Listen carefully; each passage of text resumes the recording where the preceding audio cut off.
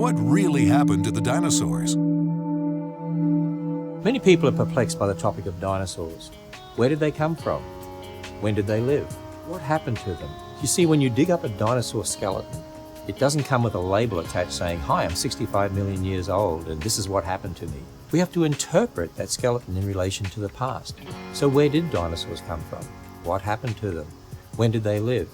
I want to show you that when you take God at His word in the book of Genesis, that we can explain dinosaurs, and observational science actually confirms that explanation based upon the Bible. You see, the Bible tells us that God made the land animals on day 6 of creation. And who else was created on day 6? Well, Adam and Eve. And how long ago was that? Well, when you add up all the dates in the Bible, about 6,000 years. So taking God at His word in Genesis, dinosaurs lived beside people about 6,000 years ago.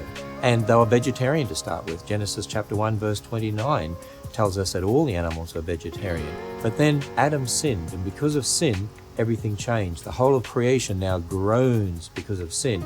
In fact, after the event of Noah's flood, God told Noah that now humans could eat meat, could eat animal flesh. But before that time, they were instructed only to be vegetarian. So sometime after sin, obviously animals started changing their diets as well.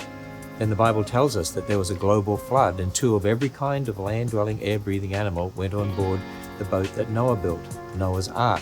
Now, people often say, wait a minute, there are hundreds and hundreds and hundreds of dinosaur kinds. No, there might be hundreds of dinosaur names, and many of those names are given to different variations within a dinosaur kind. But when you actually work through it, there's probably less than 50 dinosaur kinds. The T-Rex type kind, the raptor type kind, the sauropod type kind, and so it goes on. And the other thing to remember is that the average size of a dinosaur is only the size of a sheep or a German shepherd dog or a small pony or something like that. You see, some of the dinosaurs did grow large, like the sauropods, but even they hatched from eggs and were once young adults, and so would not have been that large. Actually, there was plenty of room on board Noah's Ark for 2 of every kind of the dinosaur kind. And I'm sure that God chose those young adults that were ready for the new world to populate in the new world. What happened to those land animals that didn't go on board the Ark? They were drowned. Many of them turned into fossils. The dinosaur fossils we find, most of them probably come from the time of the flood, over 4,300 years ago, and therefore they're only thousands of years old, not millions of years old. Those that came off the Ark started to spread out over the earth, and then, because of changing conditions, many animals have become extinct, including the dinosaurs. Really, for animals to become extinct is nothing new. We see it happening every year. Now, is there any evidence that's consistent with that explanation of dinosaurs? Actually, there is lots of evidence consistent with that. We have dragon legends all over the earth, just as we have flood legends. Flood legends attest to the fact there was a real flood.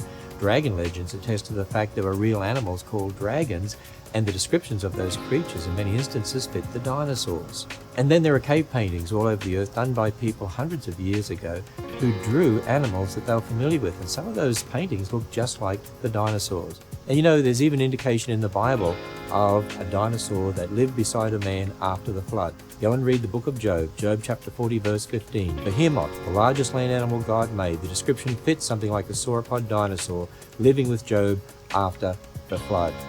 We've also found in our present world dinosaur bones with what appear to be red blood cells and soft tissue still in them, indicating they can't be millions of years old. You know, when people ask me what happened to the dinosaurs, my usual answer is, well, they died. But of course, they didn't die out millions of years ago. Many died at the time of the flood, and those that were alive on Noah's Ark, their descendants died out sometime after the flood. It's the Bible's history that explains dinosaurs.